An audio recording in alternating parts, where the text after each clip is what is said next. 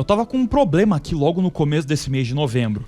Eu tinha feito uma lista aqui dentro da Steam de jogos que eu queria experimentar e zerar aqui no final do ano.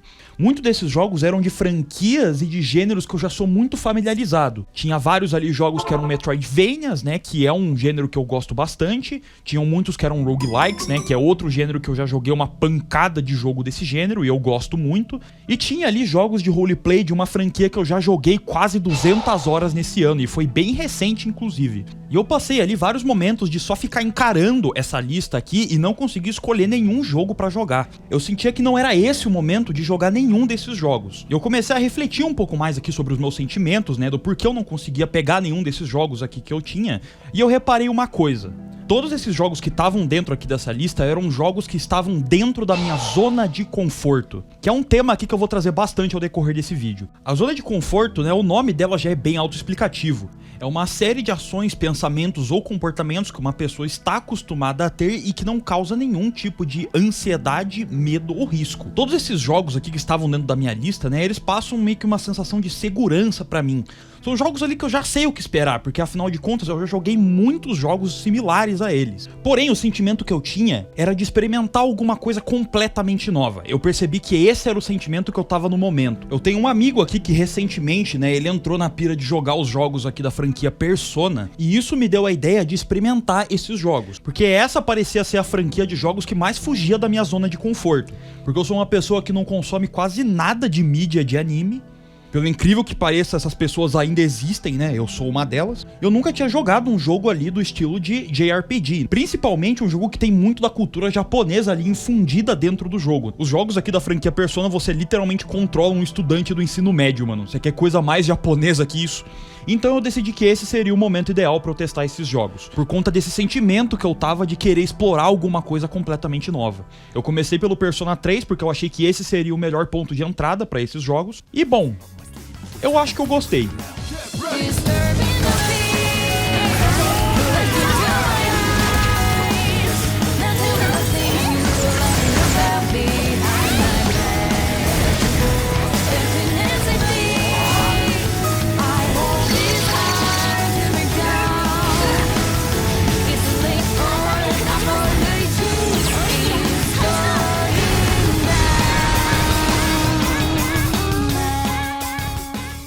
O jogo possui um combate que ele é muito dinâmico e ele é muito divertido de assistir. Tem muitas trocas de telas ali e animações que são muito bem construídas, juntamente com um combate que ele é muito estratégico e ele é extremamente divertido. Essa é uma parte do jogo que realmente me pegou de surpresa, eu gostei muito do combate do jogo. Ao decorrer do seu gameplay, você vai ter diversos encontros ali que vão ser bem desafiadores e que vai fazer você pensar ali estrategicamente e se adaptar para conseguir superar o desafio. Como por exemplo aqui na minha gameplay, que eu enfrentei esse chefe aí que é tipo esse coraçãozão maluco. Eu tô jogando na última dificuldade de todas, então esse boss aqui foi meio complicadinho, eu demorei um tempinho pra passar. O maior problema desse boss pra mim é que ele ficava botando um debuff nos meus personagens que se chama Encanto, que é um debuff que faz você perder basicamente o turno do seu personagem e faz ele agir de forma inconsciente, às vezes atacando ali outros membros da sua party.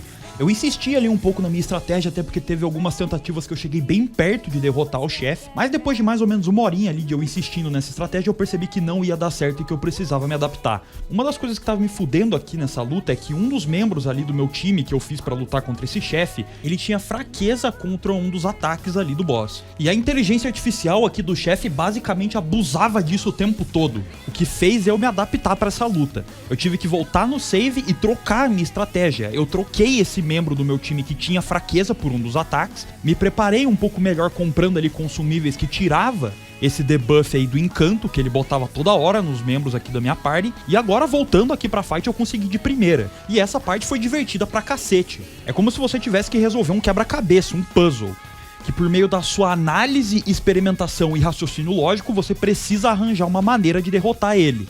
E junto com o combate do jogo a gente também tem as músicas, que esse daqui também é um fator muito positivo desse jogo. Eu consigo ouvir muita influência de funk americano aqui dentro das músicas, com grooves de bateria um pouco mais swingados e que não são tão quadrados. Você escuta várias frases rítmicas que têm acentuação em contratempos, o que deixa a música com um ritmo muito pegajoso, né, muito infeccioso e muito gostoso. Você consegue ouvir uma boa influência de jazz aqui nas músicas do jogo também, como a progressão de acordes 2-5-1 do campo harmônico maior, que é extremamente tradicional no vocabulário de jazz. E também a trilha sonora tem uma boa influência aqui de rap, né? É bem comum você ouvir ali grooves de hip hop mais clássico, enquanto tem um cara rimando em japonês em cima, o que eu acho que é bem engraçado e bem inusitado. Eu acho que uma grande parte aqui do motivo de eu ter gostado do jogo é por conta de expectativa. Por ser um jogo ali que foge muito do meu habitual, eu acabo não sabendo muito o que esperar do jogo, e eu acho que isso é muito positivo para sua experiência. Pois quando você não espera nada do jogo, é fácil de você ser surpreendido por ele. Coisa que se você se fecha muito na sua zona de conforto ali, é um negócio que vai se perdendo muito. Porque você começa a notar ali todos os padrões de dentro de um gênero. E toda vez que você começa a jogar um jogo desse mesmo gênero, você já sabe o que esperar. Eu vou dar um exemplo aqui pra vocês de como a expectativa pode ser determinante sobre você gostar ou não de alguma coisa. Mais cedo nesse ano, eu joguei um jogo que se chamava The Messenger, que foi um jogo ali que eu comprei bem despretensioso. Eu só vi ali alguns trailers e poucas imagens do jogo, e ele me chamou a atenção ali pelo seu visual retrô, algumas boss fights ali que pareciam interessantes. Um jogo que ele é muito influenciado ali por Ninja Gaiden, você consegue ver claramente essa influência no jogo.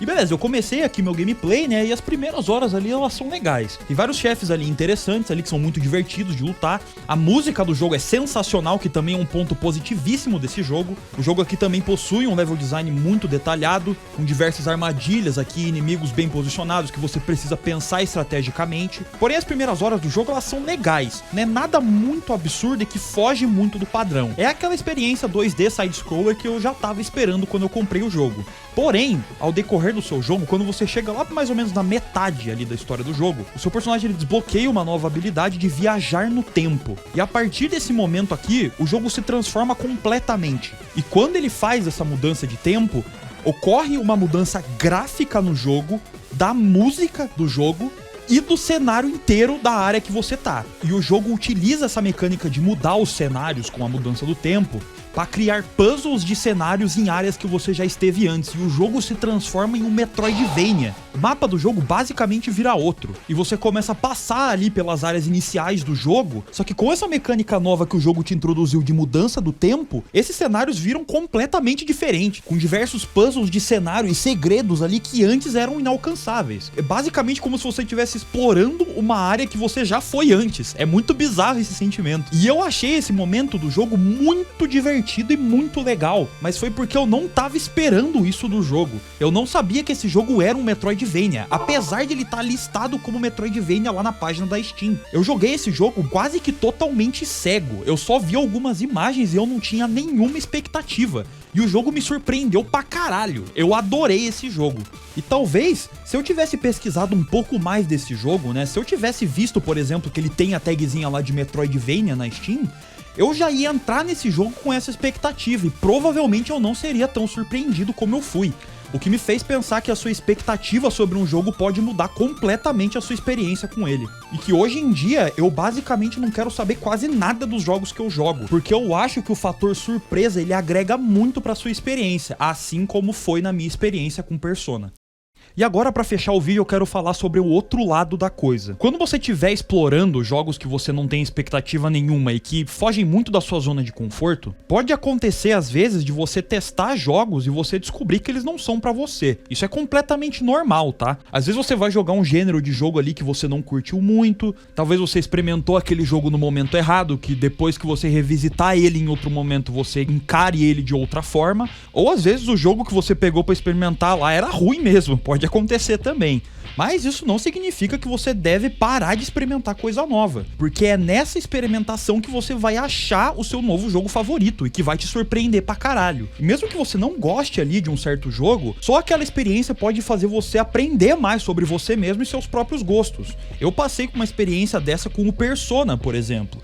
Apesar de eu ter gostado muito do combate e da música do jogo, e eu tá curtindo bastante a minha experiência com o jogo, eu não sou muito fã da parte de roleplay desse jogo. Todo aquele roleplay de você ter que ir pra escola todos os dias, fortalecer seus laços ali com os personagens de dentro do mundo do jogo e passar tempo aqui no jogo com outras atividades corriqueiras do dia a dia, é uma parte muito grande da sua experiência. E eu descobri que essa parte do jogo não é muito pra mim. Mas isso me fez entender do porquê que eu gostei tanto de um jogo que eu joguei mais cedo esse ano, o Clair Obscur Expedition 33. O Expedition 33 é um jogo que compartilha aqui dessas mesmas qualidades que eu falei que eu gosto muito dos jogos do Persona, que é um combate de turno muito dinâmico e divertido, muito estratégico e músicas impecáveis. Mas o jogo, ele só foca nisso, ele não tem o roleplay.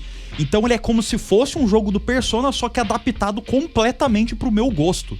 E é esse tipo de pensamento e coisa que surge na cabeça quando você experimenta coisas novas. Você se abre a novas ideias que, mesmo que você discorde um pouco delas, pode fazer você se entender melhor. O que eu acho que é uma parte muito legal de tudo isso que a gente tá falando aqui. Então é isso, né, rapaziada? Eu acho que era mais ou menos isso que eu tinha pra falar aqui no vídeo de hoje. Espero que vocês tenham gostado aqui do conteúdo. Eu peço que vocês deixem aí um joinha aí pra me ajudar, deixem o seu comentário também sobre o que você achou, se você acha que eu falei merda, eu errei em algum momento. E muito obrigado por assistir, rapaziada. Tamo junto.